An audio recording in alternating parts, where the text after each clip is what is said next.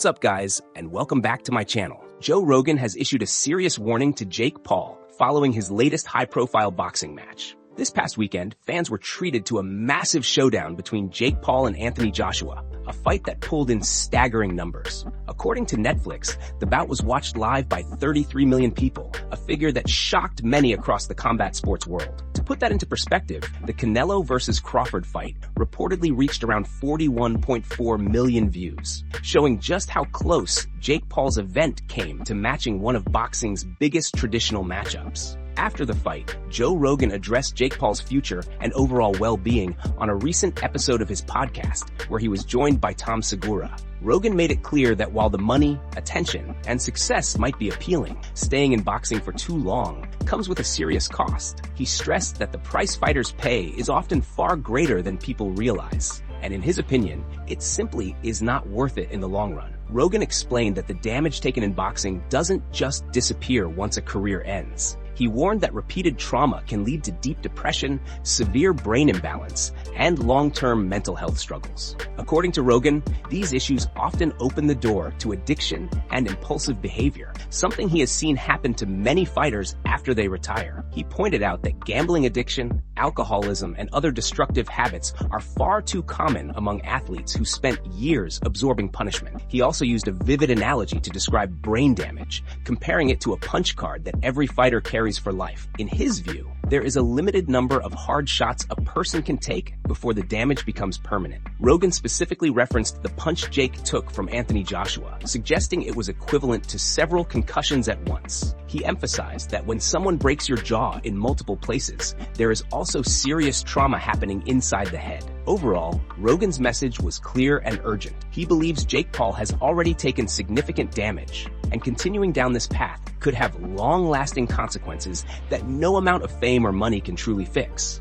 And before we continue, make sure to leave a like on the video and subscribe to help support the channel. Moving on to another news. Jake Paul doesn't seem too interested in slowing down after the warnings from Joe Rogan. Instead of taking a step back, he's already setting his sights on another dangerous matchup. Jake recently appeared on the Impulsive podcast, where he openly talked about a potential fight with Francis Ngannou. The comments immediately raised eyebrows, especially given the punishment Jake has already taken in recent bouts. During the discussion, Jake confidently claimed he would do better against Francis than others have, even going as far as questioning Francis' durability. He suggested that Francis doesn't have much of a chin, and implied that he himself could handle the challenge. The tone of the conversation made it clear that Jake wasn't joking, as the hosts leaned into the idea and even entertained betting scenarios if the fight ever became real. The conversation then shifted back to Jake's recent fight with Anthony Joshua. Jake claimed he believes he actually won 2 rounds in that match before things went downhill. According to him, the fight was competitive early, with both men having moments, until he eventually got dropped. Jake said he felt he was doing well overall, but admitted that the pressure and size of Joshua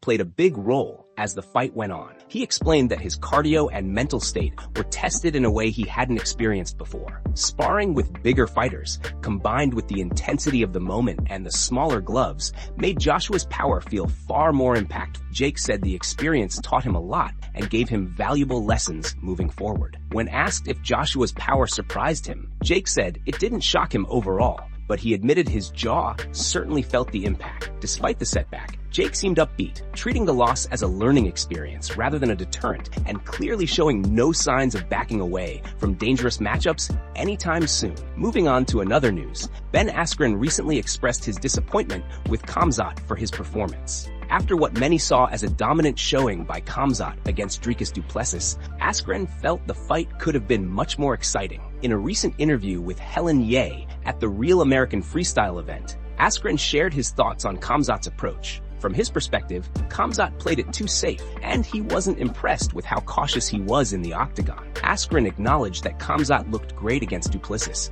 but emphasized that he expected him to take more risks. He explained that Khamzat had the ability to take Duplessis down and stay on top, yet he didn't really try to inflict much damage. Askren admitted that while he thought Khamzat looked good overall, his safe strategy was a bit disappointing. He also mentioned that Khamzat is already talking about moving up again, which Askren found unusual since Khamzat recently fought at 170. It's interesting. He said that Khamzat is already considering moving up in weight once more. In the same interview, Askren also weighed in on the current welterweight landscape, specifically regarding Islam Makhachev and Kamaru Usman potentially fighting each other. Askren was not thrilled about this matchup either. He believes that younger fighters like Ian Gary and Michael Morales are more deserving of a title shot than Usman, who, although a former champion for a long time, has suffered some recent losses. Askren pointed out that the welterweight belt has changed hands multiple times recently. He noted that Usman lost to Leon lost to Bilal lost to JDM, and JDM lost to someone else, showing that it hasn't been a straightforward path for any champion. According to Askren, the newer fighters at welterweight have done enough to justify earning title shots on their own merits. He acknowledged that sometimes favorites get the title shot in MMA, and with Dana White, and maybe someone like Paddy gets a shot even if he doesn't fully deserve it. But Askren prefers to see fighters earn their opportunities. While he admitted he doesn't particularly love Ian Gary's style, Askren believes Gary has earned the chance for a title shot and deserves the recognition for his efforts. Overall, Askren's comments highlight his belief that fighters should take risks in the octagon and that newer talent deserves more opportunities at the top of the division. Khamzat looked dominant, but in Askren's eyes, he could have done more to truly impress. Moving on to another news, Robert Whittaker has joined the growing list of fighters interested in transitioning to boxing after their MMA careers. Speaking on his MMA Arcade podcast, Whittaker shared his thoughts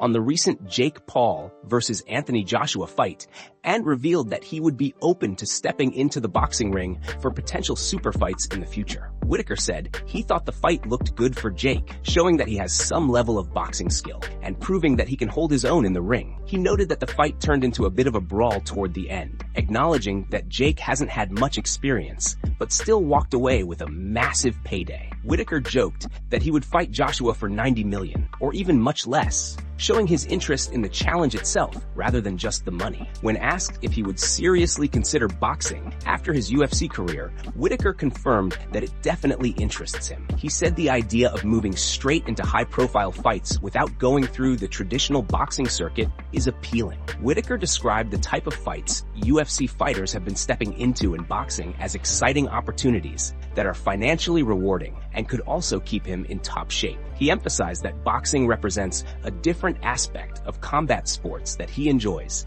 and that the prospect of transitioning into that field would be a fresh and exciting change. Whittaker expressed enthusiasm for the challenge and admitted he loves fighting in any form, seeing it as a chance to explore a new dimension of combat sports while staying competitive. He wrapped up his thoughts with a lighthearted note, jokingly warning to just avoid throwing a head kick after a 1-2 combination, highlighting the differences between MMA and boxing. Overall, Whittaker made it clear that moving into boxing is something he finds both intriguing and motivating, and he's open to taking on the challenge when the right opportunity comes along.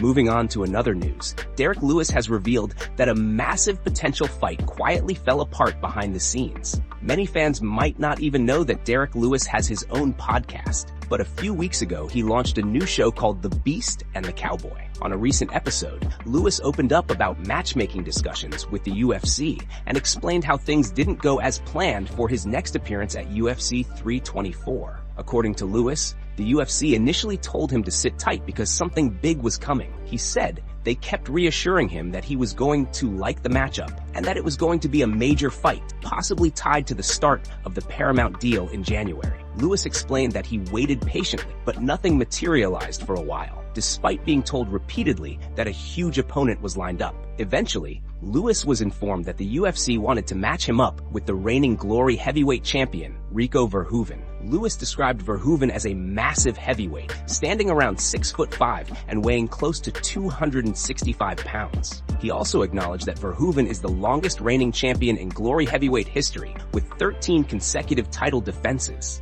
making him one of the most dominant kickboxers of his era. However, according to Lewis, that fight never happened because Verhoeven ultimately declined the offer. After that matchup fell through, Lewis said the UFC tried to book him against Sergey Pavlovich, the same fighter who knocked him out in under a minute back in 2023. Lewis admitted he was open to the idea, but Pavlovich also turned the fight down, With two high-profile opponents declining, the search continued until Waldo Cortez Costa finally accepted the bout. Lewis said once that fight was agreed to, he was ready to move forward without hesitation. It would have been fascinating to see the UFC pit one of its most dangerous heavyweights against Glory's most dominant champion, especially on such a high-profile card. There's speculation that either Verhoeven didn't like the stylistic matchup with Lewis, or the UFC was unwilling to meet his financial demands to bring him over, despite his long reign as champion, before vacating the title in November. There are also rumors that Verhoeven could end up fighting Francis Ngannou in the PFL, suggesting a possible bidding war between organizations.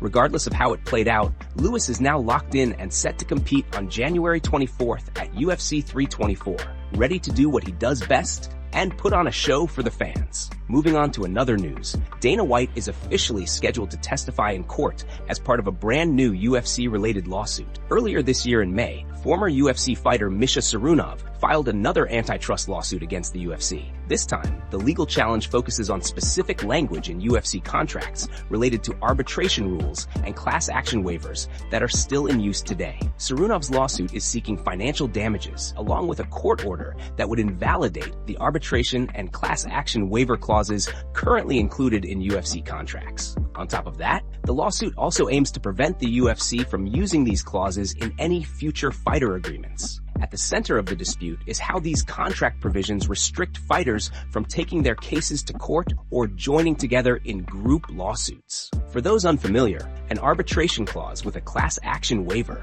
is a contractual provision that forces disputes into private arbitration instead of a public courtroom. This allows companies to resolve legal issues without appearing before a judge or jury. The class action waiver portion also prevents individuals from joining collective lawsuits, requiring each person to pursue claims individually through private arbitration. While these clauses are common in many industries, they are highly controversial because they significantly limit consumer and worker rights. Now, Dana White is set to testify in court on behalf of the UFC regarding this lawsuit. The news was first uncovered by John Nash, who shared details online stating that a spoliation hearing has been scheduled. According to the court order, the hearing will take place on February 4th and February 5th, 2026, starting at 9 a.m. Dana White is expected to testify first, followed by Tracy Long. A spoliation hearing is a legal proceeding that deals with the destruction, alteration, or failure to preserve evidence that is relevant to a case.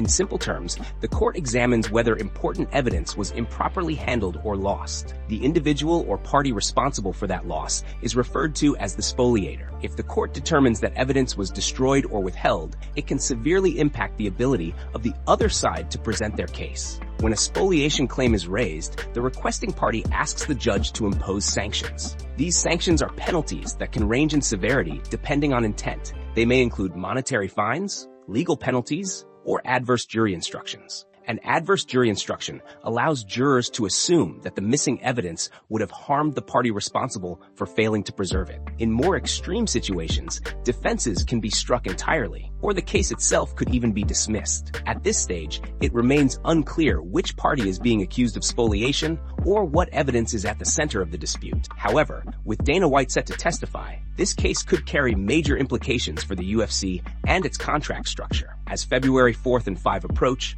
more details are expected to emerge, and the situation will continue to develop closely. Moving on to another news, Ilia has found himself at the center of heavy backlash after a recent video began circulating online. Yet again, fans are reacting to footage of Ilia not looking miserable or broken, while technically being away from an active training camp. This time, the video showed him spending time with Merab, and while Ilia didn't appear overly joyful, the clip clearly showed them relaxed and enjoying the moment together. Ilia's personal issues are currently being handled outside the octagon, but many fans seem unable to accept that dealing with serious matters doesn't always look the same for everyone. Just because a fighter isn't locked in a room or visibly falling apart doesn't mean they aren't struggling mentally. Personal stress can exist quietly, and it can still be powerful enough to disrupt a fight camp. In the video, Ilia looked calm and composed, not ecstatic, but also not broken, which sparked even more debate online. Despite this, a large portion of the MMA community reacted negatively after Ilia announced he was taking a break from competition due to his divorce.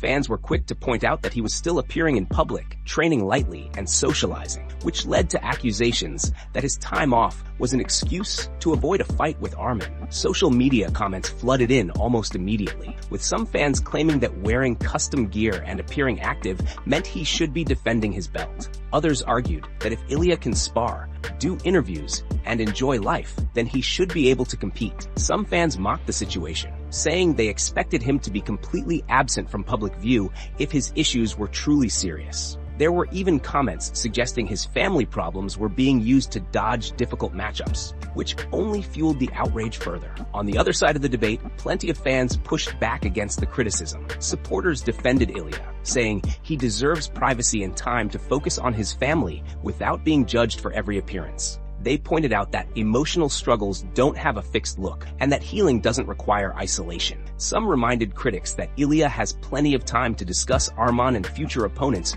once he is mentally ready to return. One comment joked about both Ilia and Merab looking for a wife, which Merab himself responded to with a laughing emoji, adding another layer of irony to the situation. While the backlash continued, Ilia also shared another clip of himself hitting pads, and he looked sharp and explosive, showing that his skills haven't faded despite the chaos around him. For now, Ilia remains under intense scrutiny, with every post and appearance dissected by fans. Regardless of the noise, he continues to move at his own pace, balancing personal life and professional expectations, while the MMA world watches closely.